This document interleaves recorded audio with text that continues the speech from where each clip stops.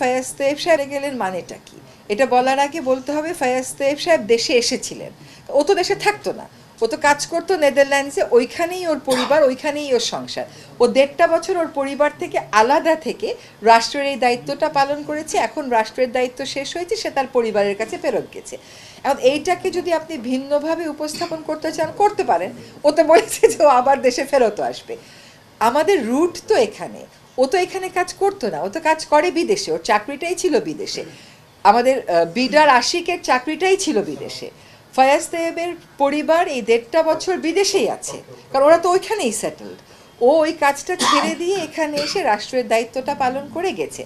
ও যে এই টেলিযোগাযোগ সেক্টরে রিফর্মগুলো করেছে, এগুলো অনেকের পছন্দ হয়নি, তারা এই কথাগুলো বলছে, গোপনে চলে গেছে। তখন কোনো উপদেশে যদি আমাদের দায়িত্বের পরে আমরা বিদেশে যাই, তাহলে আমি চলে যাব বেলাতে, সেখানে আমার অলরেডি একটা ইনভিটেশন আছে এপ্রিল না মে মাসে, আমার সেটাও মনে নাই, আমি সেখানে যাব।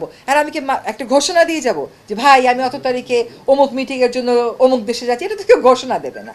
এগুলো হচ্ছে কি, দেশে একটা একটা গ্রুপ আছে যেটা সব কিছুতেই একটা নাটকীয়তা, একটা ওটাকে কি বলে, একটা উত্তেজনা তৈরির চেষ্টায় থাকে। এটা তারই প্রয়াস, এটার সাথে বাস্তবতার কোনো সম্পর্কই নেই।